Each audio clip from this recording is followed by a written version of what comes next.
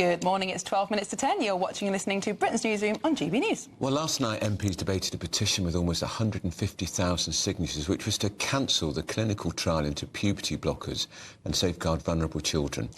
Well, Rebecca Paul is the Conservative MP for Reigate. She was there, she spoke, and she joins us now in the studio.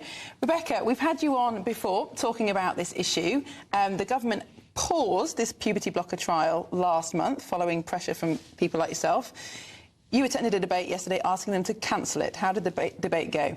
The debate went really well. There was a good showing of MPs, and I would say probably 2/3 to 3/4 were in favour of completely cancelling the trial. So that's quite interesting that that shift is happening and people are more inclined to speak up now, because I think what we've seen historically is people have been a bit afraid to say what they think on this matter, because it can be quite sensitive, contentious, and you can get abuse when you just give your view. Yes. So, because where we are currently, it's paused. You were trying to get it blocked for good.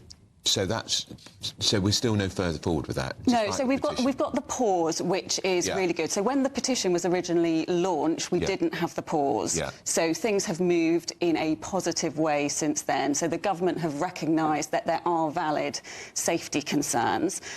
The MHRA have made this quite exceptional intervention where they originally, according to the Health Secretary, had approved the trial, and then they've come back and gone, ooh, actually, this could make children infertile and could impact their bone density, and little girls might struggle with vaginal bleeding. So they've discovered all of these outcomes that, to be honest with you, we made clear to them. They were all there originally, but better late than never. I'm glad they've realised that these are actually important safety flaws, and they've said... Why did it take so long for them to realise when people like you have been arguing this for a long time? I think that's a really important question, and we need to be asking the MHRA and the HRA what has gone on. Was this a case of someone not doing their job? Was this a case of ideological capture? I mean, I don't know the answer to that, but if I was the government, and I've been telling the government they need to do this, they need to be inquiring. The Select Committee should be bringing them in and asking these questions. Is it because of the judicial review proceedings that were launched that they looked at it and then suddenly realised they'd probably lose? Well, you pointed out in your speech that the committee met only 3 times, that was over Zoom. 9 out of the 12 committee members attended the first meeting, 5 out of 12 the second, and 3 out of 12 attended the third. It's not a very rigorous process. No, the Research Ethics Committee is really worrying, and so it was on Zoom for this important topic. Only one person attended all 3 meetings, so where's the consistency? And the other important piece is when you look at their governance arrangements, they're not meant to delegate approval responsibilities to a subcommittee when there are material ethical issues. Now, I would say of all the trials, this is probably the one with the most material ethical issues when you're experimenting on children and making them infertile. So how on earth did they get comfortable with delegating to a subcommittee? So, again, lots and lots of questions to be asked of the HRA, the REC, and their approach. And we know that Wes Streeting, the Health Secretary, is very uncomfortable about this. We know that, and I think he went along with it because the Cass review recommended it. But, I mean, he didn't take part in the debate yesterday.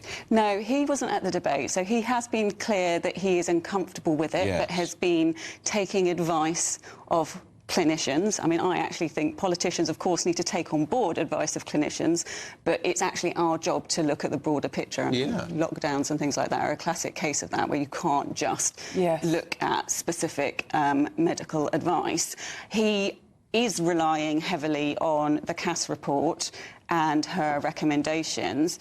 But again, we have lots and lots of reports where we wouldn't endorse every single recommendation. Governments often pick and choose, don't they? Exactly, and there are some really good recommendations in the Cass review, and I absolutely welcome her work. It really has been transformational in shining a light on some of the issues with the medical care these children are receiving. Just very quickly, I want to put to you the opposite point of view. So Carla Denyer, Green MP, said some people who start puberty blockers will go on to further treatments, some will not. Puberty blockers can give young people time to explore their gender without the distress of unwanted physical changes.